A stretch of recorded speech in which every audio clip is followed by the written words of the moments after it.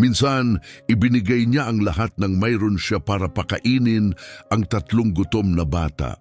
20 taon ang lumipas, 3 marangyang Rolls Royce ang huminto sa tabi ng kanyang payak na tindahan sa kalsada. Ang sumunod na nangyari ay tuluyang nagbago ng lahat. Ito ay isang kwento tungkol sa isang nakalimutang kabutihang loob na bumalik sa pinakahindi inaasahang paraan.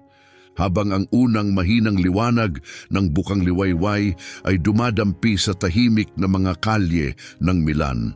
Gising na si Ana Rosa Castro, sinisindihan ang lumang oven sa kanyang maliit na kusina. 4:00 pa lamang ng umaga, gaya ng bawat araw sa loob ng huling 15 taon. Ang kanyang mga kamay na pinatigas ng maraming taon ng pagtatrabaho ay marahang gumagalaw sa harina habang minamasa niya ang kwarta para sa mga pastry na ibinebenta niya araw-araw. Mag-isa lamang nakatira si Ana Rosa sa isang payak na apartment sa 2nd palapag ng isang lumang gusali sa isang komunidad ng mga manggagawa.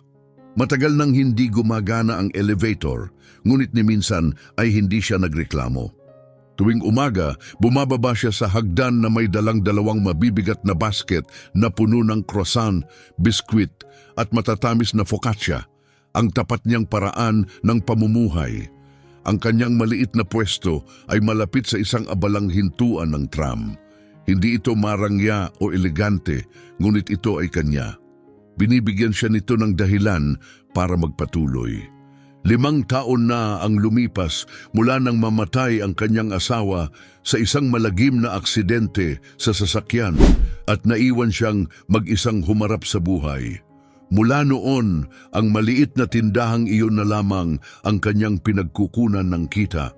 Walang katapusang gastusin, upa, kuryente, gamot para sa alta presyon, ngunit hindi kailanman humingi ng tulong si Ana Rosa. Tahimik, ngunit may dignidad siyang nagtatrabaho kahit sumasakit ang kanyang katawan sa pagod. Ang Martes na iyon ng Nobyembre ay tila karaniwan lamang. Maingat niyang inayos ang mga tinapay sa mga bandehado, inilalagay ang bawat isa ng may pag-aalaga. Nanunuot sa kanyang mga daliri ang matinding lamig ng taglamig sa Milan. Ngunit binabati niya ng mainit ng ngiti ang bawat pamilyar na mukha na humihinto para mag-almusal bago pumasok sa trabaho. Bandang tanghali, napansin niya ang 3 batang papalapit sa kanyang pwesto. Tila wala pa silang 6 o 7 taong gulang at nag-aalangan ang kanilang mga hakbang. Punit-punit at marumi ang kanilang mga damit at bakas sa mapuputla nilang mukha ang matinding gutom. 2 lalaki at 1 babae, napakapareho ng itsura na parabang salamin ng isa't isa. "Paumanhin po," sabi ng pinakamatapang sa kanila sa nanginginig na boses. "Meron po ba kayong makakain? Wala pa po kaming kinakain mula kahapon." Tumingin si Ana Rosa sa kanilang malalaking matang puno ng pagsusumamo at nakaramdam ng matinding kirot sa kanyang dibdib. Alam niyang bawat pastry na ibibigay niya ay katumbas ng bawas sa pera para sa upa o gamot. Ngunit paano niya matitiis ang mga mukhang iyon? Walang sinabi, iniabot niya sa kanila ang 3 mainit na croissant bagong hango sa oven. Agad nilang kinain ng pagkain na parabang may takot na may aagaw pa nito. "Salamat po," sabi nila ng marahan, halos sabay-sabay, bago sila naglaho sa gitna ng karamihan. Pinanood sila ni Ana Rosa, iniisip kung sino sila at saan sila galing. Nang gabing iyon, habang binibilang niya ang kaunti niyang kita, nanatili sa kanyang isipan ang mga matang gutom ng mga bata. Hindi niya alam na ang sandaling iyon ang simula ng isang pambihirang pangyayari. Kinabukasan, sa parehong oras, bumalik ang mga bata. Bumalik sila muli kinabukasan. Hindi nagtagal, napagtanto ni Ana Rosa na hindi iyon nagkataon lamang. Bumabalik sila araw-araw tuwing humuhupa na ang dagsa ng mga mamimili. Dumarating sila na parang mga tahimik na anino at palaging may nakahanda si Ana Rosa para sa kanila. 1 piraso ng focaccia, ilang biskwit, anumang kaya niyang ibigay. Napansin ito ng ibang mga tindero sa paligid. Sinusayang mo ang pinaghirapan mo, sabi ng nagtitinda ng prutas isang umaga. Kailangan nilang matutong mag-alaga ng sarili nila. Hindi mo kayang pakainin ang buong lungsod. Ngunit hindi sumagot si Ana Rosa. Sinunod niya ang kanyang puso. Hindi niya alam ang kanilang mga pangalan, kung saan sila nanggagaling o kung kanino sila nabibilang. Isa lang ang alam niya, gutom sila at may pagkain siya. Iyon lamang ang mahalaga. Isang gabi, habang nagsasara siya ng kanyang tindahan, nagkwenta si Ana Rosa. Halos 30 euro ang nawala sa kanya sa loob ng isang linggo, sapat na sana para sa bayad sa kuryente. Napabuntong hininga siya, ngunit wala siyang pagsisisi. Tumingin siya sa kalsadang dinaanan ng mga bata kanina at marahang nagdasal na sana ay ligtas sila. Hindi niya kailanman inisip na ang 3 munting estrangherong iyon, mga mukhang nalulunod sa dami ng tao sa Milan, ay muling babalik sa kanyang buhay sa paraang hindi mahuhulaan ng sinuman. Pagkalipas ng isang linggo, nalaman ni Ana Rosa ang katotohanan tungkol sa kanila. Isang kulay abong, malamig na hapon, karaniwang panahon sa Milan, nang may matandang babaeng huminto upang bumili ng biskwit sa kanyang pwesto. Nakikita kong patuloy mo pa ring pinapakain ang mga kawawang batang iyon, sabi ng babae, habang naghahalungkat ng barya sa kanyang pitaka. Alam mo ba kung sino talaga sila? Umiling si Ana Rosa. Hindi po, dumadaan sila araw-araw pero halos hindi nagsasalita. Lumapit ang babae at ibinaba ang boses na parabang may ibinubulong na lihim. Mga triplets sila, 2 lalaki at 1 babae. Narinig kong natutulog sila sa isang abandonadong gusali malapit sa istasyon ng tren. Kawawang mga bata, lubos na nag-iisa. Bumigat ang dibdib ni Ana Rosa. Triplets. 3 batang isinilang ng sabay, ngayon ay pinilit na mabuhay ng mag-isa. Nang makita niya silang muli noong araw na iyon, may nagbago sa kanyang tingin. Hindi na lamang niya nakita ang mga batang gutom, nakita niya ang 3 buhay na kumakapit na lamang sa isang manipis na sinulid. Sinimulan niyang mapansin kung paano sila laging kumikilos na parang iisa. 3 maliliit na figura na hindi kailanman naghihiwalay. Ang pinakamatangkad na lalaki ang nagsisilbing tagapagtanggol, laging inilalapit sa kanya ang 2. Ang batang babae naman ay hindi kailanman bumibitaw sa kamay ng kanyang nakababatang kapatid na parabang natatakot siyang bigla itong maglaho. Ano ang mga pangalan ninyo? Marahang tanong ni Ana Rosa isang umaga habang inaabot ang tigi-isang tinapay na may palamang marmelada. Nagtinginan ng mga bata, tila nag-aalangan kung sasagot ba sila. Pagkatapos ay nagsalita ang pinakamatanda. Ako si Ricardo, siya si Francisco at siya si Carmen. Napakaganda ng mga pangalan ninyo, sabi ni Ana Rosa na may mainit ng ngiti. Mula ngayon, tuwing darating kayo, may nakahanda na akong pagkain para sa inyo. Hindi na ninyo kailangang mag-alala. Mula noon, nagbago ang araw-araw na gawain ni Ana Rosa. Tuwing umaga, habang naghahanda siya ng mga pastry para sa kanyang mga suki, gumagawa na rin siya ng dagdag, sariwa, mainit na pagkain na may parehong pag-iingat at kalidad gaya ng lahat ng kanyang paninda. Hindi niya ibinibigay ang tira. Ang mga ito ay espesyal na bahagi, inihanda ng may pagmamahal. Ngunit patuloy na tumataas ang gastos. Ang bawat barya ay naging mas mahalaga kaysa dati. Sinimulan ni Ana Rosa na bawasan ang maliliit na ginhawang dati pinapayagan niya sa sarili. Nang manipis na ang kanyang sapatos, bumili siya ng segunda manong pares. Binabaan niya ang init sa bahay at nagsusuot na lamang ng mas maraming damit. Ngunit ni minsan ay hindi siya nabigong pakainin sina Ricardo, Francisco at Carmen. Hindi ito maunawaan ng ibang mga nagtitinda sa palengke. Wala ka na sa katinuan, sabi ni Maria, ang tindera ng bulaklak habang umiiling. Kakabayad mo lang ng upa, Bakit mo inaako ang problema ng iba? Hindi sila problema ng iba, sagot ni Ana Rosa, matatag ang boses. Sabihin mo sa akin, Maria, kung hindi sila akin, kanino sila? Mga bata sila, gutom sila, at kaya kong tumulong. Iyon lang ang mahalaga. Mahalaga iyan kapag ikaw na ang napadpad sa kalsada, bulong ni Maria.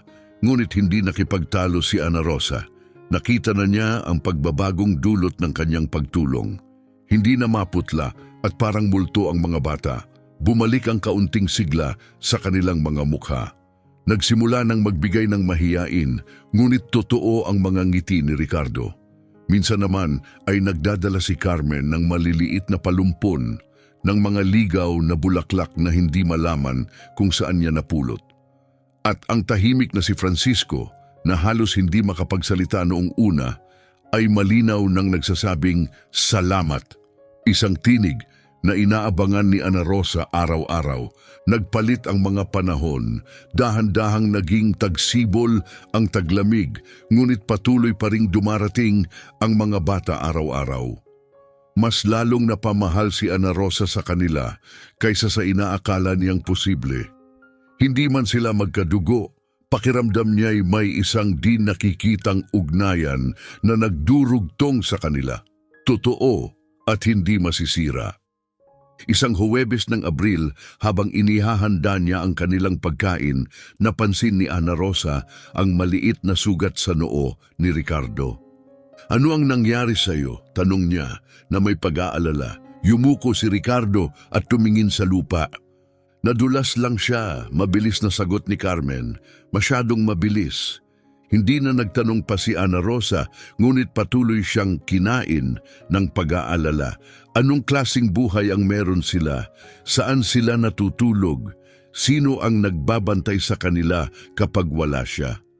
Nang gabing iyon, binuksan ni Ana Rosa ang lumang alkansyang porselana na nakatago sa isang drawer. Sa loob ay iilang papel na pera lamang, ipon na ilang buwang niyang tinabi. Ang perang iyon ay nakalaan sana para ipaayos ang kanyang oven na madalas nang masira. Ngunit hindi siya nag-atubili. Kinuha niya ang kalahati ng pera at kinabukasan ay bumili ng 3 magagaan na kumot. Inabot niya ang mga ito sa mga bata ng walang paliwanag. Para kapag malamig sa gabi, simpleng sabi niya, walang sinabi ang mga bata. Tumingin lamang sila sa kanya na may mga matang puno ng luha bago siya yakapin ng mahigpit at tahimik, isang yakap na nagsabi ng higit pa sa anumang salita. Pagkatapos, isang Lunes ng umaga ng Mayo, biglang nagbago ang lahat. Hindi dumating ang mga bata.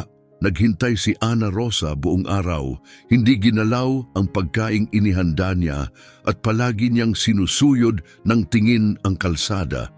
Ngunit hindi sila nagpakita. Dumating ang susunod na araw at lumipas, wala pa rin sila, ganun din kinabukasan. Lumipas ang 1 linggo, 2, 1 buong buwan. Para bang naglaho sila na parang bula. Nagtanong-tanong si Ana Rosa, sinubukang alamin ang nangyari, ngunit walang nakakita o nakaalam. Para bang hindi kailanman umiral ang 3 bata. Gayunpaman, tuwing umaga ay patuloy pa rin siyang naghihiwalay ng pagkain. Kung sakali, sa pag-asang babalik sila, ngunit hindi na muling pinasigla ng kanilang maliliit na mukha ang kanyang pwesto. At kalaunan ng may mabigat na puso, kinailangan ni Ana Rosa na tanggapin na wala na sila. Marahil may nakatagpo sa kanila at inalagaan sila. Marahil ay ligtas na sila, iyon ang pinili niyang paniwalaan. Kailangan niyang paniwalaan iyon. Ang hindi niya alam ay hindi pa iyon ang wakas ng kwento. Simula pa lamang iyon ng isang katahimikang tatagal ng 2 dekada. 20 taon ang lumipas. 2 dekada mula nang mawala sina Ricardo, Francisco at Carmen nang walang paalam. Sa panahong iyon, nagbago ang Milan, umunlad, naging moderno at nag-anyong ibang-iba na. Ngunit may isang bagay na nanatiling pareho, ang pwesto ni Ana Rosa. Nasa parehong sulok pa rin, nakatayo na parang tahimik na saksi sa paglipas ng panahon. Ang dating maitim na buhok ni Ana Rosa ay tuluyan ng pumuti. Ang kanyang mukha na may malalalim ng guhit ay nagsasalaysay ng 60 taon ng buhay. 40 sa mga iyon ay ginugol niya sa pagtatrabaho mula bukang liwayway hanggang dapit hapon, nabubuhay ng may dignidad. Ang kanyang mga kamay, mas pagod at mas gasgas kaysa dati, ay patuloy pa ring bumabangon tuwing 4:00 ng umaga upang magmasa ng kwarta. Hindi nagbago ang kanyang gawain, gumising bago sumikat ang araw, maghurno, bumaba ng hagdan na may dalang mabibigat na basket at itayo ang kanyang pwesto sa parehong sulok na tinayuan niya sa loob ng maraming taon. Ang mga croissant ni Ana Rosa ay naging parang alamat na sa kanilang komunidad. Kilala na siya ng kanyang mga tapat na suki sa loob ng maraming dekada. May ilan pa ngang naaalalang bata pa sila nang unang bumili sa kanyang pwesto. Walang gumagawa ng biskwit na kasing sarap ni Aling Ana Rosa, madalas nilang sabihin ng may pagmamahal. Ngunit sa kabila ng papuri at pagiging pamilyar ng lahat sa kanya, hindi naging mas madali ang buhay. Sa nakalipas na 20 taon, sobra ang itinaas ng gastos sa pamumuhay. Halos 3 beses ang itinaas ng kanyang upa. Buwan-buwan ding mas lumalaki ang bayarin sa kuryente at tubig. Wala ring ipon si Ana Rosa na masasandalan. Bawat euro na kinikita niya ay agad ding nauubos para sa harina, asukal, mantikilya at iba pang sangkap na kailangan niya. Nabubuhay siya sa araw-araw, walang naitatabing kahit ilang barya. Mas sumasakit ang kanyang mga binti sa bawat lumilipas na taon. Ang pagtayo maghapon ay isa ng malaking hamon. May mga gabing pag-uwi niya, kailangan muna niyang huminto sa hagdan, umupo sandali upang makahinga bago ipagpatuloy ang pag-akyat patungo sa kanyang apartment. Ngunit tuwing umaga, hindi siya pumapalya. Naroon siya palagi, nakangiti, handa, at nakatayo sa likod ng kanyang pwesto gaya ng dati. Nagbago na ang lungsod sa kanyang paligid na halos hindi na makilala. Napalitan ng matataas na gusaling salamin ang mga lumang bahay at tindahan. Nandoon na ngayon ang mga mamahaling butik kung saan dati umuunlad ang mga tindahang pag-aari ng pamilya. Dumaraan ang mga makikinis at mamahaling sasakyan, mas mabilis kumilos ang mga tao, iba ang pananamit, mas nagmamadali ang pananalita. Lahat ay tila bago, mabilis, moderno. Maliban kay Ana Rosa, naging bahagi na siya ng tanawin, isang simbolo ng nakaraan sa isang lungsod na halos nakalimot na sa mga pinagmulan nito. Sa mga tahimik na sandali sa pagitan ng mga mamimili, madalas bumalik sa kanyang isipan ang 3 batang minsan niyang pinakain. Nasaan na kaya sila? Ligtas kaya sila? Magkakasama pa rin kaya sila? Kung minsan nahuhuli niya ang sariling sinusuri, ang mga mukha ng mga kabataang dumaraan, naghahanap ng bakas ni na Ricardo, Francisco at Carmen. Halos 27 na siguro sila ngayon, naisip niya. Ngunit hindi niya kailanman ikinuwento ang tungkol sa kanila kaninuman. Ang bahaging iyon ng kanyang buhay ay pribado, isang tahimik na alaala na itinatago niya sa kanyang puso. May mga pagkakataong pinapagalitan niya ang sarili dahil patuloy pa rin niyang iniisip ang mga bata kahit lumipas na ang napakaraming taon. Ilang buwan lang naman niya silang tinulungan. Hindi naman yun dakilang bagay. Walang anuman na dapat alalahanin, iyon ang sinasabi niya sa sarili. Gayunman, paminsan-minsan ay nahuhuli niya ang sariling gumagawa ng 3 dagdag na croissant, dala lamang ng nakasanayan. Kapag napagtanto niya iyon, sandali siyang titigil, marahang tatawa at iiling na may mapait ngunit banayad ng ngiti. Nagpalit-palitan na rin ang mga nagtitinda sa paligid niya. Si Carlos, na dating nagbebenta ng prutas, ay nagretiro na. Si Maria, ang tindera ng bulaklak, ay lumipat sa timog. May mga bagong mukha na ang pumalit, Mga bagong tinig, bagong gawain. Ngunit nanatili si Ana Rosa. Isang araw, tinanong siya ng isang binatang nagtitinda ng dyaryo sa tapat ng kanyang pwesto habang nakangiti. Aling Ana Rosa, naisipan niyo na po bang magpahinga? Deserve niyo naman siguro. Marahan siyang tumawa. At ano naman ang gagawin ko buong araw sa bahay? Ang pwestong ito ang buhay ko. Hanggat kaya kong tumayo, hanggat kaya kong magmasa ng kwarta, narito ako. Wala siyang mga anak, wala ring malapit na kamag-anak. Ang munting sulok na ito sa kalsada, ang mga maagang umaga, ang kanyang mga suki, ito ang kanyang mundo. At kaya, isang tahimik na umaga ng Setyembre, isinagawa ni Ana Rosa ang kanyang nakagawiang gawain. Maingat na inaayos ang mga bandehado ng tinapay gaya ng libu-libong beses na niyang nagawa noon. Wala siyang ideya na ang kanyang buhay ay malapit ng magbago magpakailanman. Hindi niya kailanman maisip na ang nakaraan na akala niya'y matagal nang lumipas ay babalik, dala ng 3 itim na Rolls Royce na huminto mismo sa harap ng kanyang payak na pwesto. Tila isa lamang itong karaniwang araw o iyon ang kanyang akala.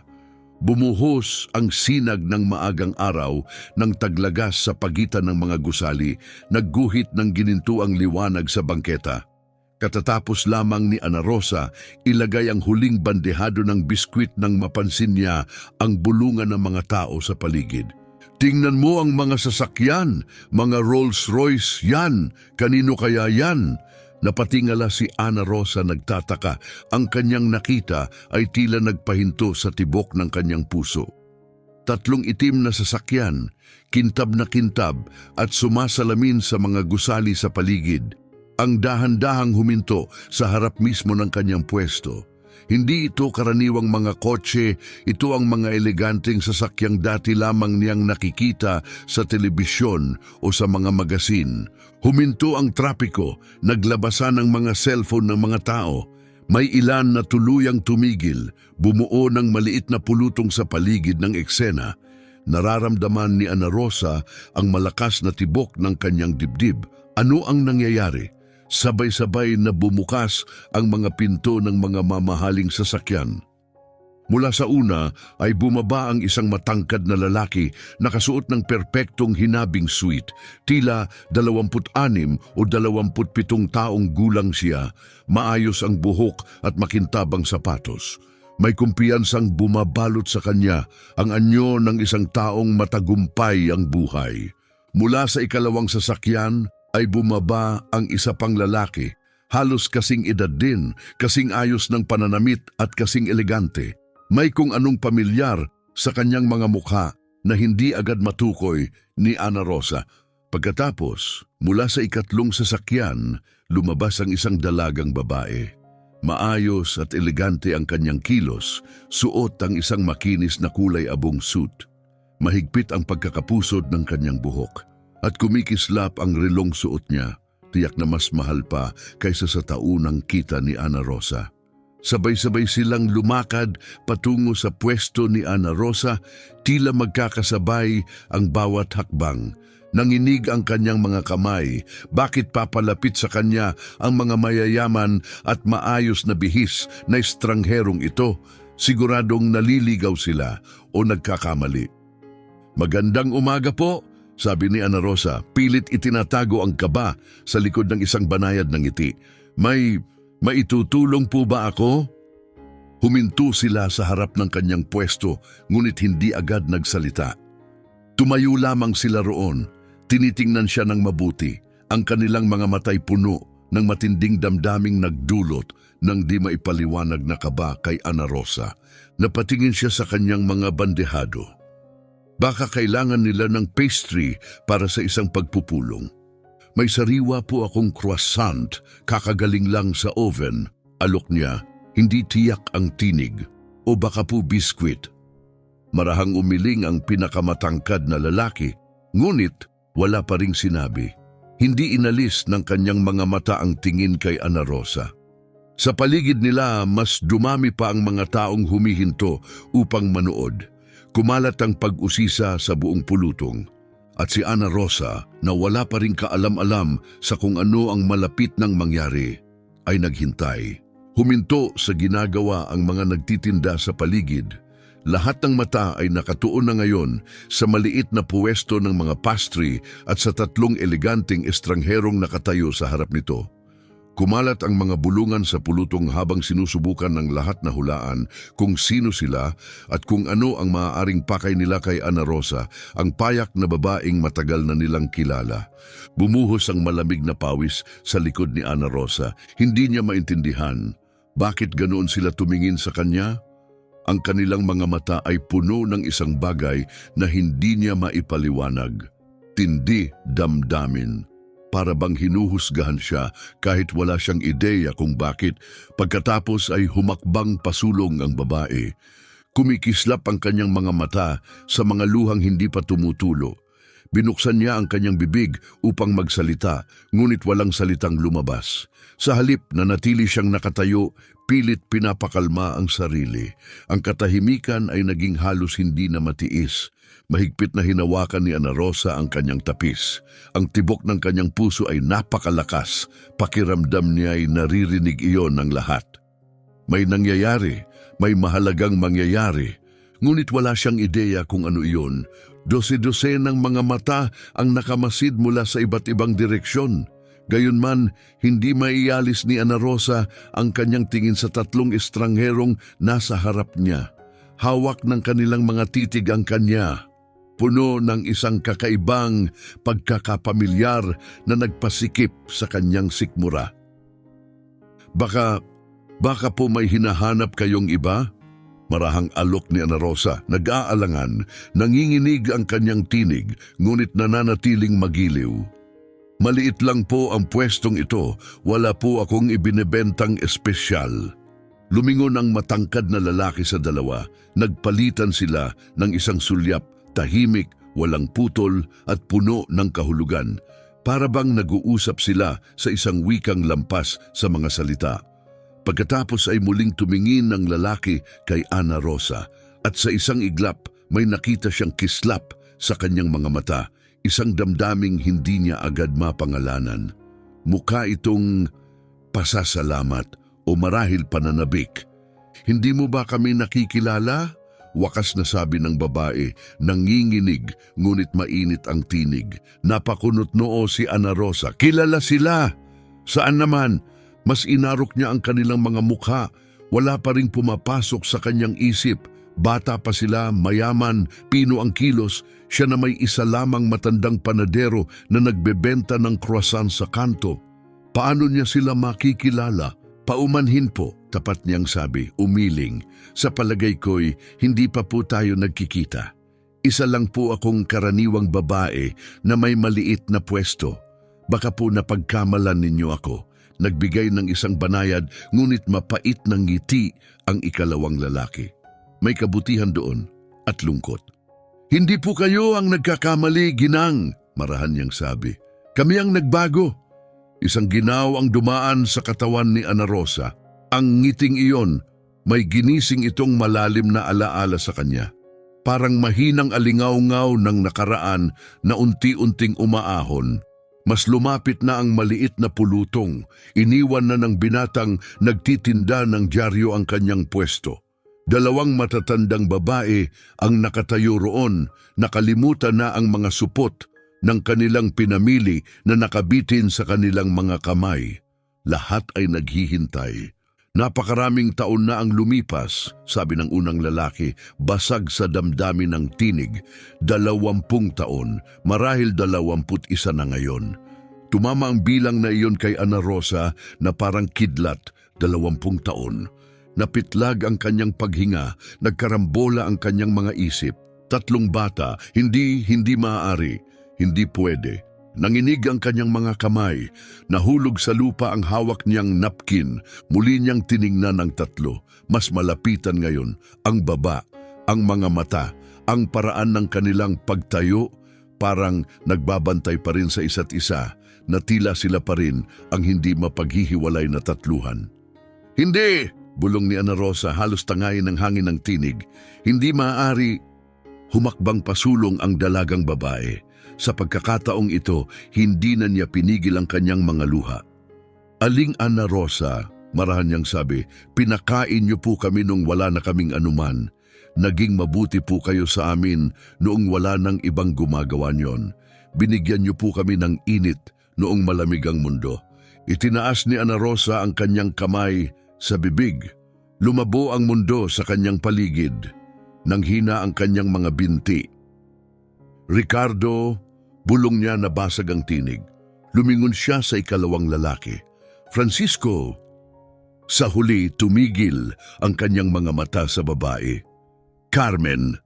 Tumango si Carmen, dumadaloy ang mga luha sa kanyang mga pisngi. Opo, Aling Ana Rosa, kami po iyon, bumalik na po kami.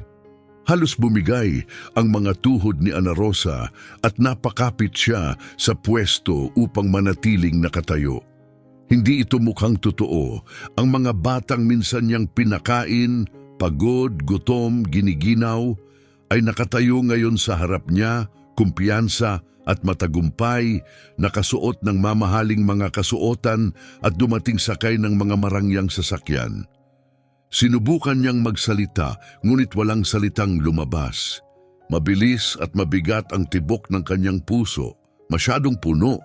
Lumapit si Ricardo, bakas ang pag-aalala sa kanyang mga mata. Ayos lang po ba kayo, Aling Ana Rosa? Gusto niyo po bang umupo? Ngunit umiling si Ana Rosa, ayaw niyang umupo, gusto niyang maunawaan. Sa loob ng 2 dekada, inisip niya kung ano na ang nangyari sa kanila. Kung buhay pa ba sila, kung may nagmalasakit ba sa kanila. At ngayon, narito sila, hindi na mga bata, kundi mga ganap na adulto na malinaw na nakabuo ng bagong buhay. Hindi ko maintindihan, sabi ni Ana Rosa, nanginginig ang tinig. Paano ninyo ako natagpuan? Bakit kayo narito? Si Francisco ang sumagot. Kalmado, matatag. Dahil Aling Ana Rosa, matagal na po namin kayong hinahanap. Hindi namin nakalimutan ang ginawa ninyo para sa amin. Kahit minsan, marahang sabi ni Ricardo, isang malalim na katahimikan ang bumalot sa buong kalye. Wala nang nagsasalita, maging ang karaniwang ingay ng lungsod ay tila naglaho. Nagtipo ng mga tao, nahila ng pakiramdam na may nasasaksihan silang bihira, isang sandaling hindi malilimutan. May ilan na may luha na sa mga mata, tinangay ng damdamin kahit hindi pa nila alam ang buong kwento. Nakatayo si Ana Rosa na parang natigilan, nakatitig sa 3 kabataang nasa harap niya. Hindi niya nakita ang kanilang mga mamahaling kasuotan o ang mga marangyang sasakyan, kundi ang mga anino ng 3 gutom na batang minsan niyang pinakain gamit ang kakaunti niyang mayroon. Ang parehong mga batang bigla na lamang naglaho, maraming taon na ang nakalipas. Palagi kong iniisip kong may kumuha sa inyo, bulong ni Ana Rosa. Nababasag ang tinig habang namumuo ang mga luha sa kanyang mga mata. Akala ko'y hindi na kita kailanman muling makikita. At narito kami ngayon, sagot ni Carmen, malambot at puno ng damdamin ang boses. At napakarami naming gustong ibahagi sa inyo, Aling Ana Rosa.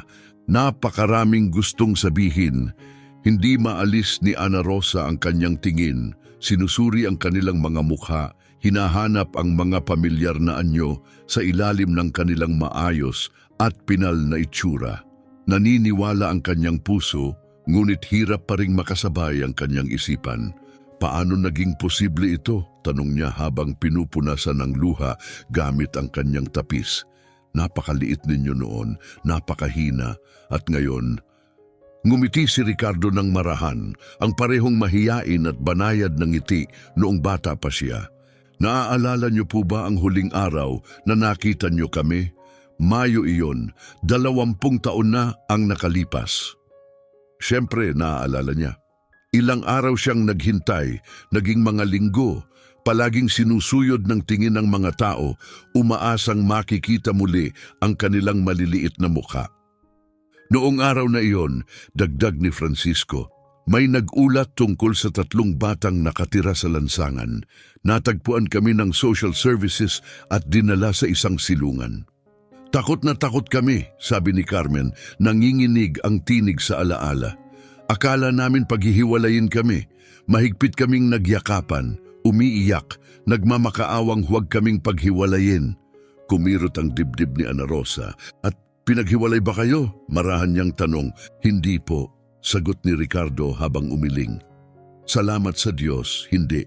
Dinala kami sa isang tahanang panggrupo kung saan maaari kaming manatiling magkakasama. Ngunit ang pinakamahirap ay hindi ang pag-alis sa lansangan, kundi ang pag-iwan sa inyo. Gusto naming bumalik, magpaliwanag, magpaalam, ngunit hindi kami pinayagan. Walang lumipas na araw na hindi namin kayo naisip, pagpapatuloy ni Francisco. Ang mabait na babaeng nagbigay sa amin ng mainit na pagkain at magagaan na salita nang ang mundo ay tumatalikod sa amin. Hindi ninyo maiisip kung gaano kalaki ang kahulugan noon sa amin. Sa puntong iyon, malayang umaagos na ang mga luha sa pisngi ni Ana Rosa. Hindi na niya ito pinunasan. Mga bata pa kayo, sabi niya puno ng damdamin ng tinig. Paano ko kayo hahayaang magutom? Marami pong gumawa niyon, sabi ni Ricardo. Dumaan lang sila. Nagkunwaring wala kaming nakita. Pero kayo po, hindi. Ibinigay ninyo ang kakaunti ninyong mayroon. Binigyan ninyo kami ng pag-asa. Huminga ng malalim si Ricardo at nagpatuloy.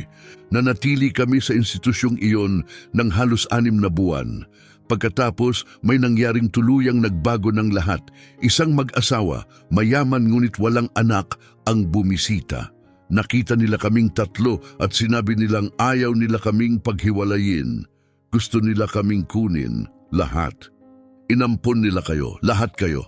Tanong ni Ana Rosa, hindi makapaniwala. Lahat po, kumpirma ni Francisco. Mga tagamilan sila. Mabubuting tao, mapagbigay. Binigyan nila kami ng tunay na tahanan. Tinrato nila kami na parang sarili nilang mga anak. Ibinigay nila sa amin ang lahat, dagdag ni Carmen. Hindi lang pagkain at tirahan, kundi pagmamahal, edukasyon at pagkakataon. Naniniwala sila sa amin. Nanginig ang mga labi ni Ana Rosa habang isang ngiti ang sumibol sa gitna ng kanyang mga luha. Kung ganoon, naging mabuti ang buhay ninyo, salamat sa Diyos. Opo, sabi ni Ricardo, ngunit sa kabila ng lahat, hindi namin kailanman nakalimutan. Hindi kami tumigil sa pag-alala sa mga panahong iyon, kung saan kami nanggaling, at sa inyo, Aling Ana Rosa. Nang tumanda na kami, sabi ni Francisco, nangako kami sa isa't isa at sa aming mga sarili na balang araw, hahanapin namin kayo. Kailangan naming magpasalamat. Kailangan niyong malaman na ang kabutihan ninyo, binago nito ang aming mga buhay. Nagsimula kaming maghanap 5 taon na ang nakalipas, paliwanag ni Carmen. Kumuha kami ng mga investigador, naghalungkat ng mga lumang record ng lungsod. Ang tanging tiyak naming alaala ay nagbebenta kayo ng mga pastry sa bahaging ito ng Milan. At ngayon, sabi ni Ricardo, mabigat sa damdamin ng tinig, narito kayo, nandito pa rin, patuloy na nagtatrabaho, taglay ang parehong lakas at dignidad na naaalala namin. Tinitigan sila ni Ana Rosa, halos hindi makapaniwala sa kanyang nakikita. Lumaki silang maging matatag at matagumpay, ngunit ang init, ang liwanag sa kanilang mga mata ay hindi nagbago. Ang parehong kabutihang nakita niya noon sa 3 gutom na bata ay nariyan pa rin. Ginawa ko lang ang dapat gawin ng kahit sino, mapagkumbabang sabi ni Ana Rosa. Hindi naman iyon malaki. Kaunting tinapay lang, ilang biskwit. Ibinigay niyo po sa amin ang lahat, marahang sabi ni Carmen, higit pa sa alam ninyo. At sa sandaling yon, may napagtanto si Ana Rosa. Hindi pa tapos ang kanilang kwento. Mayroon pang kasunod, isang bagay na mahalaga na hindi pa nila ibinubunyag. Huminga ng malalim si Ricardo. Aling Ana Rosa, gusto naming ikwento sa inyo kung ano ang nangyari pagkatapos, kung ano ang naging bunga ng ikalawang pagkakataong iyon. Tumango si Ana Rosa, hindi inaalis ang tingin sa kanya. Ang pagkakataong iyon, sabi ni Ricardo, ang naging pundasyon ng aming kinabukasan. Nag-aral kami ng higit sa lahat. Gusto naming parangalan ang mga taong nagbigay sa amin ng bagong buhay. Pumasok kami sa universidad, patuloy niya. Economics ang kinuha ko, panimula ni Ricardo. Si Francisco naman ay engineering at si Carmen ay architecture. Iba-iba ang tinahak naming landas, ngunit nang pinagsama-sama, nabuo ang isang bisyon, isang pangarap na iisa naming pinaniwalaan.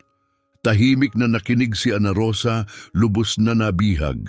Hirap pa ring tanggapin ng kanyang puso na ang 3 gutom na batang minsan niyang pinakain ay naging ganitong kahuhusay at katatag na mga adulto. Pagkatapos ng universidad, pagpapatuloy ni Francisco, napagpasyahan naming huwag magtrabaho para sa iba. Gusto naming bumuo ng sarili naming bagay. Isang bagay na may saysay. Isang bagay na lilikha rin ng mga oportunidad para sa iba. Nagtatag kami ng isang real estate company, paliwanag ni Carmen. Noong una, kaming 3 lang nagtatrabaho sa isang maliit na inuupahang opisina. Ang ideya namin ay ayusin at ibalik ang sigla ng mga lumang gusali, bigyan ng bagong buhay ang pamana ng Milan, habang ginagawa itong moderno at maayos tirhan. Tumango si Ricardo. Napakahirap ng unang taon. 16 na oras kaming nagtatrabaho araw-araw, halos walang tulog at isinugal ang lahat ng mayroon kami. Pero naalala namin kung saan kami nagsimula, ang malamig na mga gabi, ang gutom, ang takot, at yun ang nagbigay sa amin ng lakas para magpatuloy. Tinitigan sila ni Ana Rosa, kumikislap ang kanyang mga mata sa damdamin. Nakikita niya ito, ang lakas na nagbuklod sa kanila bilang mga bata ay naging apoy na nagpasiklab sa kanilang tagumpay. Unti-unti lumago ang negosyo, sabi ni Francisco. Nakilala kami bilang tapat, mapagkakatiwalaan at may paggalang sa kasaysayan. Nagsimulang maniwala sa amin ang mga tao. Ngayon, sabi ni Carmen, mapagpakumbaba ngunit may pagmamalaki sa tinig. Ang kumpanya namin, Grupo Trinita, ay may mahigit 200 empleyado. Naisagawa na namin ang pagpapanumbalik ng ilan sa pinakamagagandang makasaysayang gusali sa Milan. Ngunit sa kabila ng lahat ng pera at tagumpay, dagdag ni Ricardo, nakatitig ng diretso kay Ana Rosa, hindi kailanman nabura kung saan kami nagsimula. Sa tuwing may natatapos kaming proyekto, sa tuwing may pinuputol na laso, kayo ang naiisip namin, Aling Ana Rosa. Nanginig ang tinig ni Carmen. Nasa amin na ang lahat, isang kinabukasan, isang pamilya, pero may palaging kulang, isang pasasalamat na hindi pa nasasabi, isang pangungusap na hindi pa natatapos. Kahit gaano pa kami lumayo, dala-dala namin ang alaala ng mga croissant, ng mga biskwit, at ng babaeng nagbigay ng mga iyo sa amin noong hindi kami nakikita ng mundo. Umiling si Ana Rosa, halos malunod sa damdamin, pero wala naman akong iniligtas, pinakain ko lang kayo. Hindi po, mariing sabi ni Ricardo, mas higit pa sa pagkain ang ibinigay ninyo. Binigyan ninyo kami ng pag-asa. Sa mundong nakalimot sa amin, pinaalala ninyo na may kabutihan pa rin. Lumapit si Carmen, banayad ngunit tiyak ang tinig. Hindi lang kami narito ngayon para magpasalamat, narito kami para may ibalik, para suklian ang regalong ibinigay ninyo sa amin sa paraang alam lang namin. Naramdaman ni Ana Rosa ang panginginig sa kanyang katawan, tapat at puno ng damdamin ng kanilang mga salita, ngunit may higit pa, isang kahulugang hindi pa binibigkas, isang bagay na magbabago ng buhay. Sumulyap si Ricardo sa kanyang mga kapatid, sa kamuling tumingin kay Ana Rosa. Aling Ana Rosa, may alok po kami sa inyo. Bumilis ang tibok ng puso ni Ana Rosa. Isang alok? Gusto po naming tulungan kayo, sabi ni Francisco. Hindi na po ninyo dapat kailangang magtrabaho ng ganito kabigat sa inyong edad. Karapat-dapat po kayong magpahinga. Karapat-dapat po kayo sa kapayapaan. Kumikislap ang mga mata ni Carmen sa pananabik. May nakuha na po kaming lugar. Nasa gitna ito ng Milan, isang magandang commercial space na dinaraanan ng maraming tao. Gusto naming magbukas ng isang pastry shop.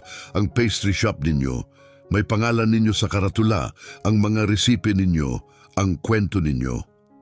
Nanatiling nakatayo si Ana Rosa, tila hindi kayang iproseso ang kanyang narinig. Isang pastry shop, isang tindahan sa gitna ng Milan, para itong panaginip. Hindi sobra ito, masyadong mabuti, masyadong hindi totoo.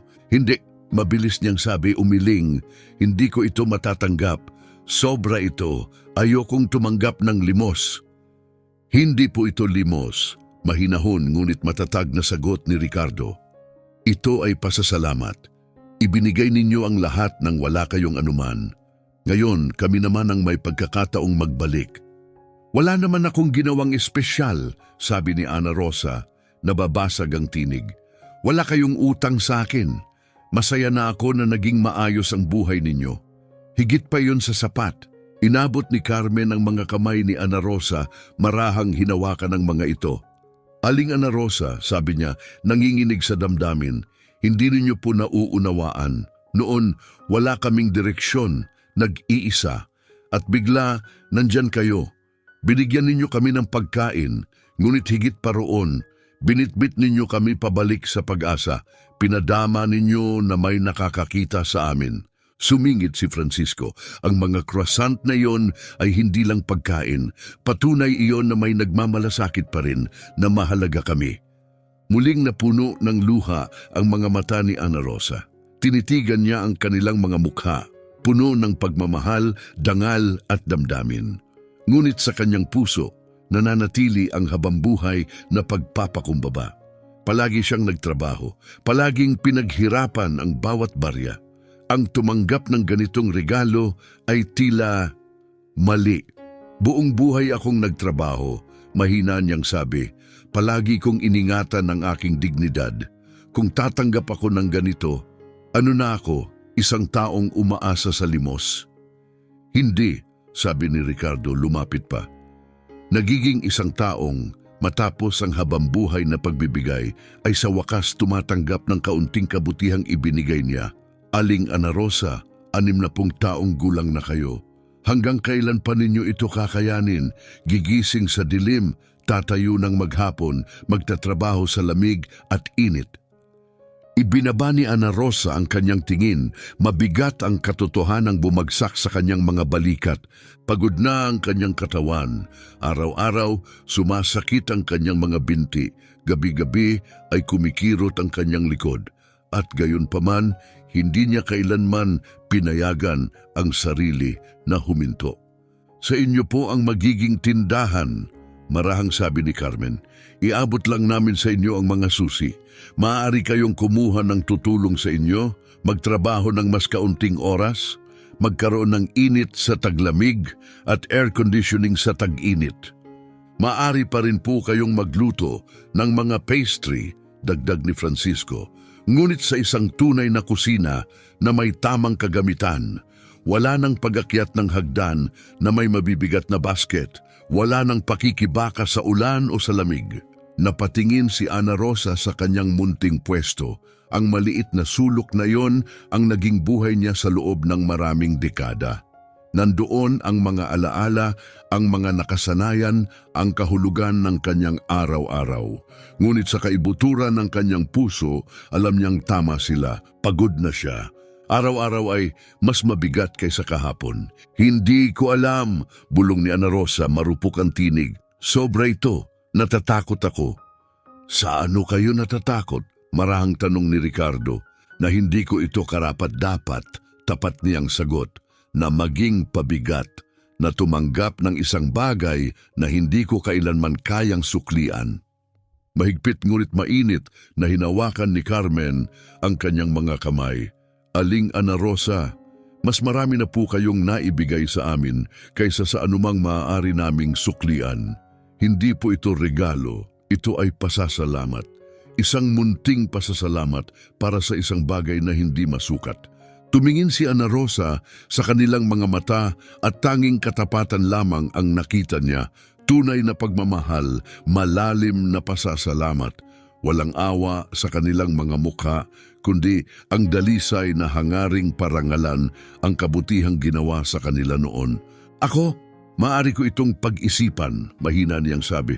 Siyempre, ngumiti si Ricardo, maglaan po kayo ng oras na kailangan ninyo, pero pakiusap, Aling Ana Rosa, huwag po kayong tumanggi. Hayaan niyo po kaming gawin ito para sa inyo. Hayaan niyo po kaming parangalan kayo. Marahang tumango si Ana Rosa, nilulunod ng damdamin, pag-asa, takot, pasasalamat at pagkabigla. Lahat ay umiikot sa loob niya, halos mawalan siya ng hininga. May nagbabago, ramdam niyang nasa gilid na ng pagbabago ang kanyang buhay. At sa unang pagkakataon matapos ang napakahabang panahon, hindi niya alam kung handa na ba siya. Lumipas ang 3 araw. 3 mahahabang araw na hindi tumigil ang kanyang isip. Hindi siya makatulog sa gabi. Paikot-ikot siya sa kama, inuusig ng alok na iyon.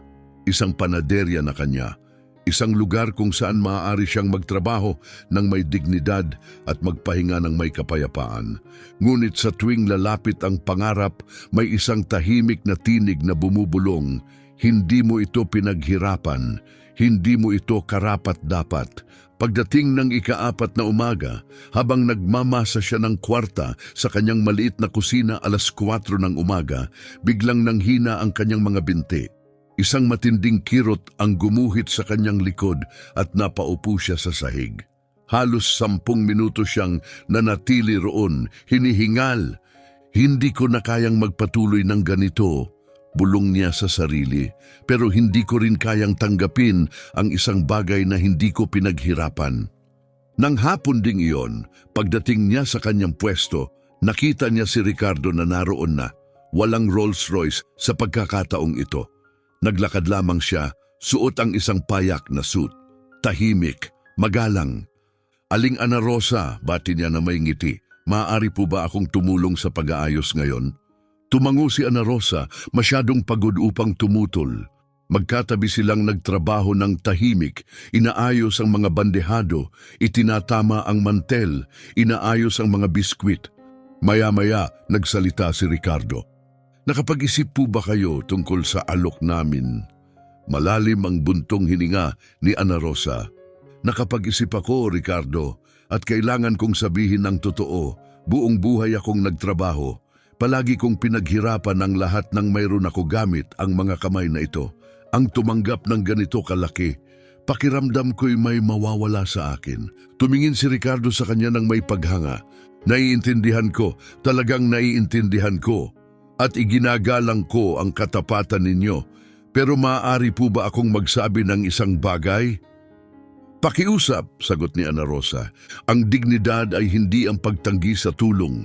Ito ay ang pamumuhay ayon sa iyong mga pinahahalagahan. At palagi niyo pong ginawa iyon. Ibinahagi ninyo ang kakaunti ninyong mayroon. Tumulong kayo kahit may kapalit na sakripisyo. Yan ang dignidad. May lumambot sa puso ni Ana Rosa. Ang kanyang mga salita ay parang katotohanan. At pagpapatuloy ni Ricardo, hindi po ito limos, may iba po kaming alok. Napatingala si Ana Rosa, nagising ang kanyang pag-uusisa. Hindi namin ibibigay sa inyo ang panaderya, sabi ni Ricardo. Gusto naming gawin kayong kasosyo. Kasosyo? Ulit niya nagulat. Opo, isang tunay na partnership sa negosyo, pagtitiyak niya. Walang kawang-gawa, kundi paggalang sa isa't isa. Kayo ang magdadala ng inyong mga resipe, karanasan at pangalan. Kami ang magbibigay ng puhunan, tauhan, marketing at pamamahala. Bumilis ang tibok ng puso ni Ana Rosa. Halos hindi siya makapaniwala sa kanyang naririnig. Isang partnership, muli niyang bulong. Opo, kumpirma ni Carmen. Gusto naming bumuo ng isang hanay ng mga tradisyonal na pastry shop sa buong Milan.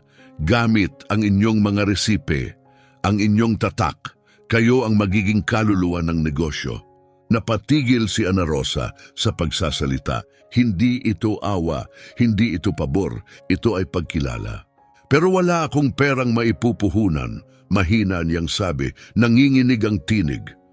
Ngumiti si Ricardo, ayos lang po iyon, nakapagpuhunan na kayo, 20 taon na ang nakalipas. Ngayon, panahon na para matanggap ninyo ang balik. Ang puhunan ninyo ay ang inyong mga resipe, ang inyong kaalaman at ang inyong pagiging totoo. Marahang paliwanag ni Ricardo. Mas mahalaga iyan kaysa sa pera.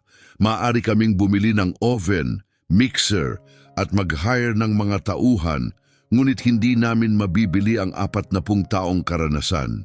Sa unang pagkakataon, nakita ni Ana Rosa ang lahat sa ibang liwanag. Hindi ito kawanggawa. Tunay silang naniniwala sa kanya, sa kanyang trabaho, sa kanyang kwento. Hindi nila gustong bigyan lang siya ng isang bagay. Gusto nilang bumuo ng isang bagay kasama siya. Pero, paano kung mabigo ako? Mahina niyang tanong. Hindi ka mabibigo, sabi ng isang malambot na tinig sa likuran niya. Si Carmen iyon. Nakatayo sa tabi niya si Francisco. Kasama mo kami, sabi ni Carmen, tulad ng isang tunay na pamilya. Ang salitang yon, pamilya, ay tumama sa isang bahagi ng puso ni Ana Rosa na matagal nang hindi nahahaplos. Wala siyang sariling anak, wala ring kamag-anak. Sa loob ng maraming taon, nag-iisa siya. Ngunit ngayon, ang 3 kabataang minsang naging mga estranghero ay nakatingin sa kanya ng may tunay na pagmamahal. Aling Ana Rosa, sabi ni Francisco nang may init sa tinig, itinuro ninyo sa amin kung ano ang tunay na pagkabukas palad noong mga bata pa kami. Ngayon, hayaan niyo po kaming ibalik iyon, hindi bilang pabor, kundi bilang pamilya, dahil mahalaga kayo sa amin. Sa paligid nakikinig ang ibang mga nagtitinda, isa-isa silang lumapit. Si Mang Rogelio, ang matandang nagbebenta ng kastanyas na dekada nang nasa kalsadang iyon, ay humarap kay Ana Rosa. Ana Rosa, sabi niya sa paos na tinig, nakita ko ang sipag mo. Nakita ko ang mga taong isinakripisyo mo. Kung gusto ka ng mga batang ito na bigyan ng pagkakataon, tanggapin mo. Pinaghirapan mo iyan. Tumango ang iba bilang pagsang-ayon. Tama sila, Ana Rosa, karapat-dapat ka rito, sabihin mo ang oo. Tumingin si Ana Rosa sa paligid, ang parehong mga pamilyar na mukha mula sa napakaraming umaga, at pagkatapos ay sa 3 kabataang minsan niyang tinulungan nang walang inaasahang kapalit. Muling napuno ng luha ang kanyang mga mata, ngunit hindi dahil sa lungkot. Sa pagkakataong ito, mga luha ito ng pagbitaw, ng pagbukas ng kanyang puso. Sige, sabi niya, nanginginig ngunit tiyak ang tinig. Gawin natin, magkasama. Nagliwanag sa tuwa ang mga mukha ni na Ricardo, Carmen at Francisco. Lumapit sila at niyakap si Ana Rosa ng mahigpit at mainit. Pumalakpak ang mga tao sa paligid. May sumipol pa. Hindi lang ito isang sandali. Isa itong pagdiriwang, isang sandali ng katarungan, ng pagtubos, ng pagmamahal.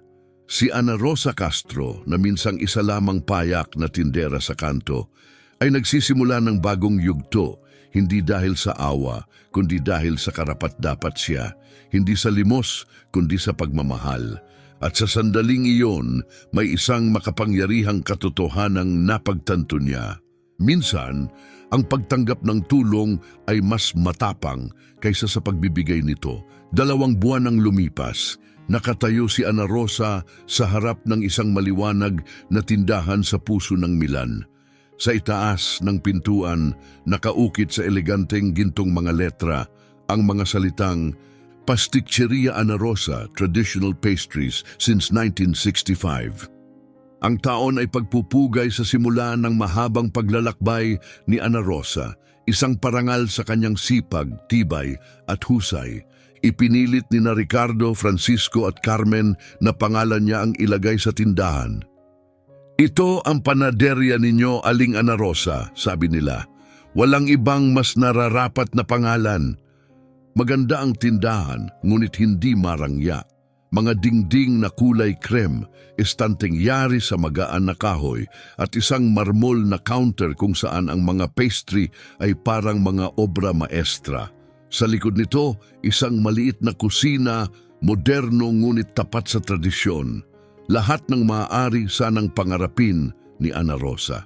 Hindi niya binago kung sino siya, gumigising pa rin siya bago sumikat ang araw. Marami pa rin siyang pastry na ginagawa gamit ang sariling mga kamay. Ngunit ngayon, hindi na niya kailangang magbuhat ng mabibigat na basket. Hindi na siya nagtatrabaho sa nagyeyelong hangin o sa ilalim ng matinding init. Mayroon na siyang tulong, 2 batang katulong na tinuturuan niya ngayon ng may parehong tiyaga na minsan niyang itinuro sa sarili. Sa umaga ng pagbubukas, nanginginig ang mga kamay ni Ana Rosa. Paano kung walang dumating? Paano kung hindi magustuhan ng mga tao ang mga pastry? Tanong niya, kinakabahan. Inilagay ni Carmen ang kamay sa kanyang balikat. Aling Ana Rosa, minahal na ang inyong mga pastry noon pa man. Ngayon, mas marami na ang makakatikim. Pagbukas ng mga pinto, halos hindi makapaniwala si Ana Rosa. May pila ng mga tao na paikot sa buong block, mga tapat na suki mula sa dati niyang pwesto, mga bagong mukha at mga mamamahayag. Lahat ay gustong makita ang panaderya ng babaeng tumulong sa 3 gutom na bata at pinarangalan makalipas ang mga dekada sa pinakamatamis na paraan. Abala at puno ng damdamin ang mga unang araw. Binati ni Ana Rosa ang bawat customer, nagsilbi ng mga pastry at ibinahagi ang kwento sa likod ng bawat resipe. Hindi lang pagkain ang binibili ng mga tao, bumibili sila ng kasaysayan, puso at pagkatao. Madalas bumisita sina Ricardo, Francisco at Carmen, hindi bilang mga executive, kundi bilang pamilya. Nagdadala sila ng kape, tumutulong sa counter at nakikipagkwentuhan sa mga suki. Aling Ana Rosa, sabi ni Francisco isang hapon, naaalala niyo po nang sabihin naming gusto naming magbukas pa ng iba pang mga pastry shop? Tumango si Ana Rosa, nakangiti. May mga humihiling na po ngayon, patuloy niya. Gusto nilang magbukas pa tayo. Naging sensasyon na ang inyong mga pastry. Ano po sa tingin ninyo? Napangiti si Ana Rosa nang may pagninilay. Kung mananatili tayong tapat, panatilihin ang kalidad at tratuhin ang mga tao ng may kabutihan, oo, palakihin natin. At ginawa nila. Dahan-dahan, maingat, nagbukas sila ng 2 pang tindahan sa buong Milan. Si Ana Rosa mismo ang nagturo sa bawat panadero, sinisiguro na nauunawaan nila. Hindi lang sila nagbebenta ng panghimagas. Nagbabahagi sila ng tradisyon.